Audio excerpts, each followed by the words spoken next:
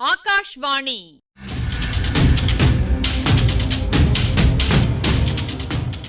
பொன்னியின் செல்வங்கள் வாசிப்பும் ஆய்வும்.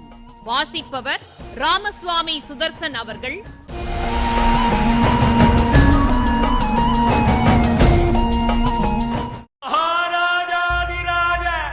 ராஜகம்பீர ராஜமார்த்தாண்ட ராஜகுலோத்துங்க ராஜகுலதிலக ஈரேழு 14 லோகத்தின் அதிபதி பாரா.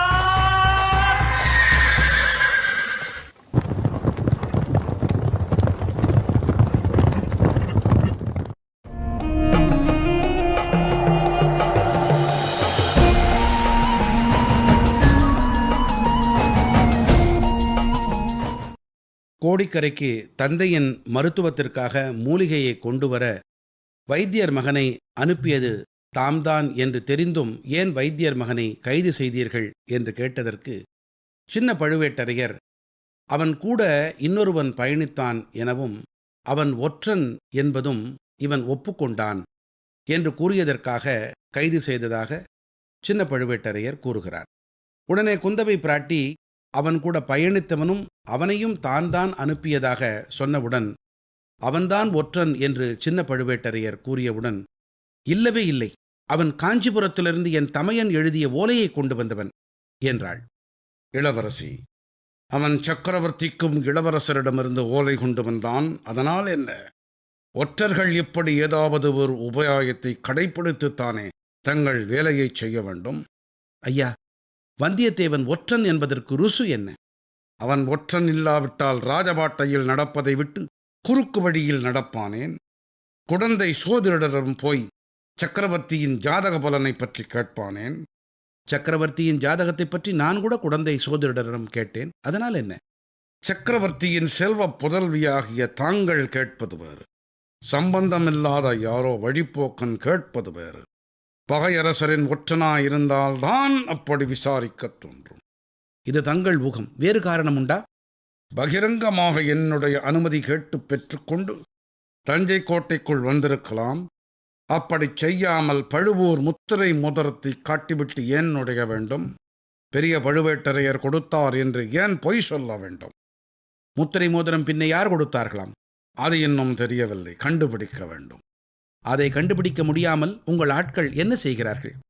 அம்மணி, என்னுடைய ஆட்கள் மந்திரவாதிகள் அல்ல. ஒற்றனை கண்டுபிடித்து கேட்டுத்தானே முத்திரை மோதிரம் எப்படி அவனிடம் வந்தது என்று தெரிந்து கொள்ள முடியும்.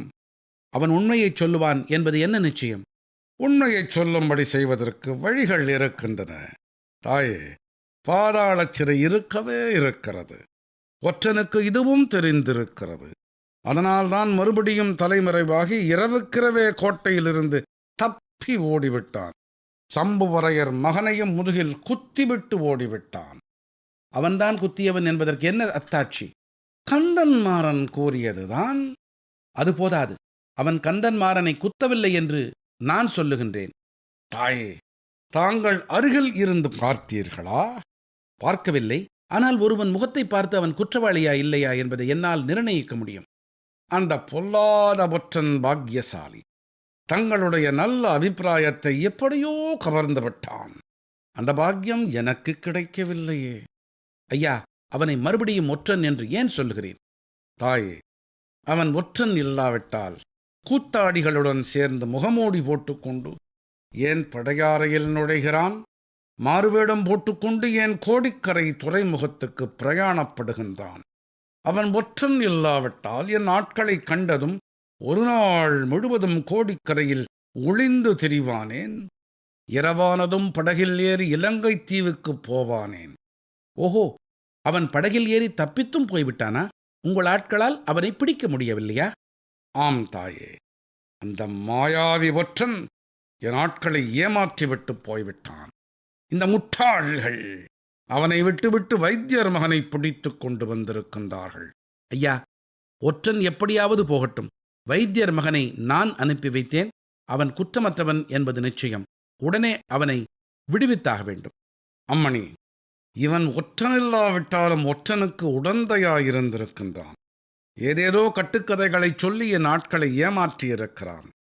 ஒற்றன் ஒளிந்திருப்பதற்கும் தப்பி படகிலேறிச் செல்வதற்கும் இவன் உதவி செய்திருக்கிறான்.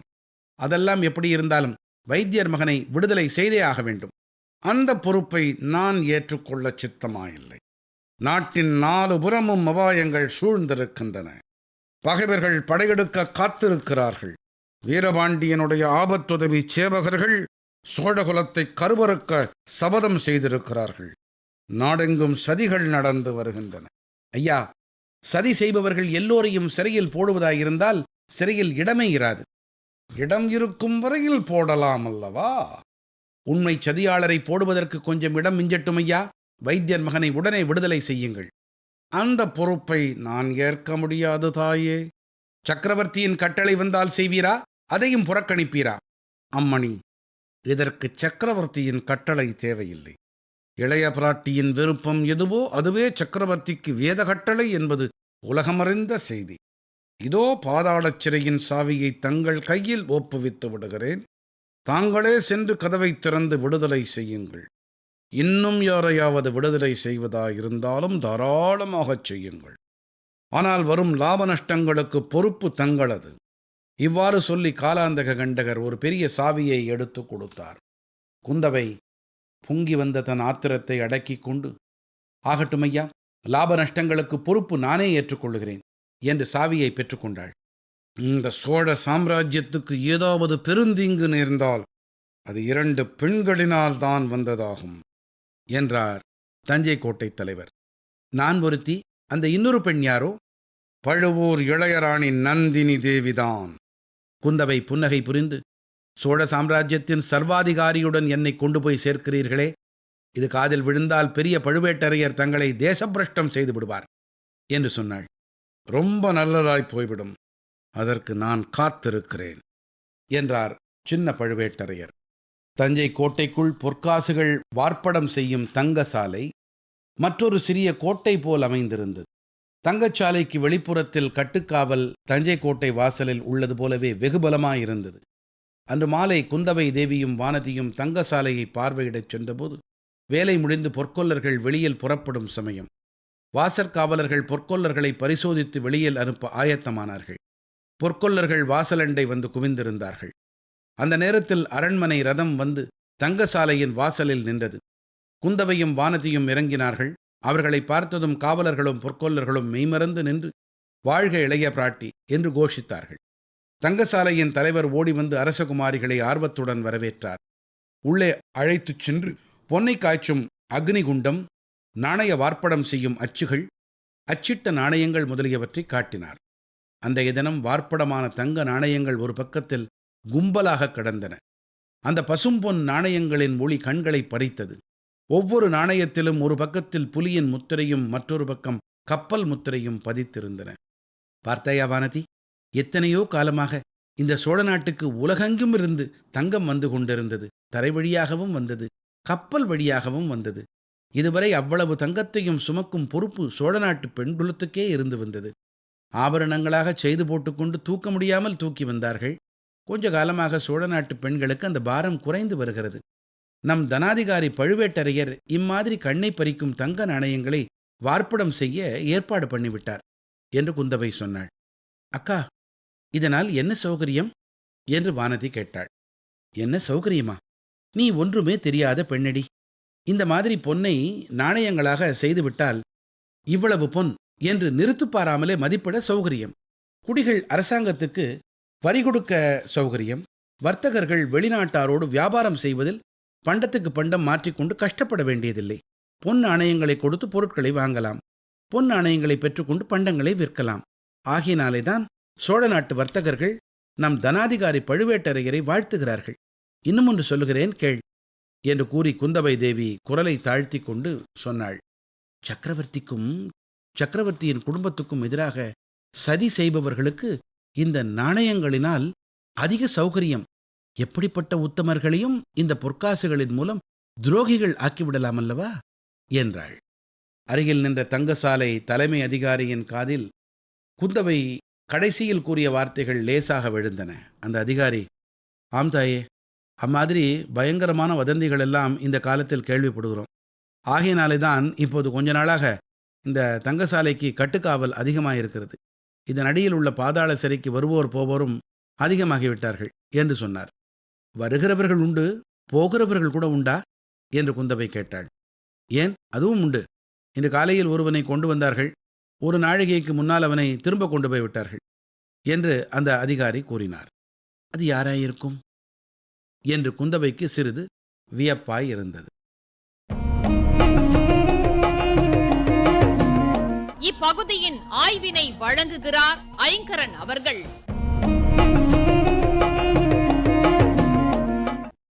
தலைநகரம் தஞ்சாவூர்ல சின்ன பழுவேட்டரையர் மாளிகையில இருந்த சித்திர மண்டபம் தனிச்சிறப்பு கொண்டதுன்னு நினைக்க வேண்டியிருக்கு. ஒவ்வொரு சோழ அரசருக்கும் பழுவூர் சிற்றரசர்கள் எப்படியெல்லாம் உறுதுணையா இருந்திருக்காங்கன்னு வியப்படைஞ்சான் வந்தியத்தேவன். அண்ணன் தம்பிகளான பழுவேட்டரையர்கள் இத்துணை ஆதிக்கம் செலுத்துறதுக்கு காரணம் இல்லாமற் போகல. இதை நினைக்கும்போது அவங்க பண்ற அதிகார துஷ்பிரயோகமும் கவனத்துக்கு வருது. பழைய உடைகளை பத்தி கேட்க ஆரம்பிச்சவன் கோட்டை காவலரோட வாக்குவாதத்தில் ஈடுபட்டது நினைவிருக்கும். சக்கரவர்த்தியை கண்ணும் கருத்துமாக காப்பாத்திக்கிட்ட வர்றதுக்காக உங்களுக்கும் பெரிய பழுவேட்டரையருக்கும் சோழ சாம்ராஜ்யம் நன்றி கடன் பட்டிருக்குதுன்னு குத்தலா சொன்னா அல்லவா? இப்ப அதே சித்திர மண்டபத்துல குந்தவை, ஐயா, பழுவேட்டரையர்கள் பரம்பரையா சோழ குலத்துக்கு ஒப்பற்ற சேவை புரிஞ்சு வந்திருக்காங்கன்னு வசைப்பாங்கல பேச்சை தொடங்குறார். ரொம்ப அடக்கத்தோட கோட்டை தளபதி சொல்றார், அம்மையே, அது எங்க பாக்கியம். சுருக்குன்னு தைக்கிற மாதிரி வருது ஒரு சொல்லம்பு. அந்த சேவைக்கெல்லாம் ஈடாகக்கூடியது இந்த சோழ சாம்ராஜ்யம்தான், இதுல சந்தேகமே இல்லை. அதிர்ச்சியிலிருந்து மீளுவதற்குள்ள, ஆனாலும் சக்கரவர்த்தியின் ஆயுட்காலம் முடிஞ்சு கைலாச பதவி அடையிற வரையில காத்திருக்கலாமே. சாம்ராஜ்ய அதிகாரங்களை கைப்பற்றுவதற்கு இப்படி அவசரப்படணுமா? காலாந்தக கண்டர நிலகொலைய பண்ணிடுது. இருந்தாலும் சுதாரிச்சுக்கிட்டு வந்தியத்தேவன் ஒற்றந்தான்னு அடிச்சு பேசுறார். சாமர்த்தியம் இருந்தா அவனை பிடிக்க பாருங்கன்னு சொல்லாம தேவையில்லாம சிறையில தள்ளி இருக்கிற வைத்தியர் மகனை விடுதலை செய்ய சொல்றா. அவர் மறுக்கவே தானே அந்த பொறுப்பை ஏத்துக்கிறார். சித்திர மண்டபத்தை போலவே தங்கசாலையும் பழுவேட்டரையர்களோட புகழுக்கும் புரட்டுக்கும் சின்னமா விளங்குது. அக்கம், இந்த சொல் பொன்னையும் குறிக்கும். மின்ட்ங்கிற தங்கசாலை அக்கசாலையினும் குறிப்பிடப்படுது. பொன் பண்டைய பெயர், தங்கம் பிற்காலத்துல வந்த சொல். தரை வழியாகவும் கப்பல் வழியாகவும் பொருள்கள் வந்த காட்சிய பட்டினப்பாலையில காணலாம்.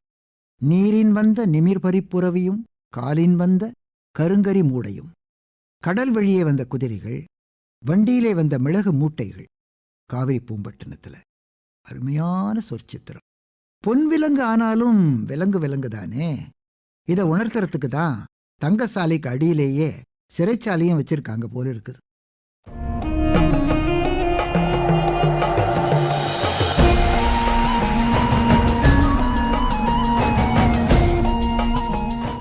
பொன்னியின் செல்வங்கள் வாசிப்பும் ஆய்வும் கேட்டீர்கள். வாசித்தவர் ராமசுவாமி சுதர்சன் அவர்கள். ஆய்வினை வழங்கியவர் ஐங்கரன் அவர்கள். படைப்பு சென்னை வானொலி நிலையம்.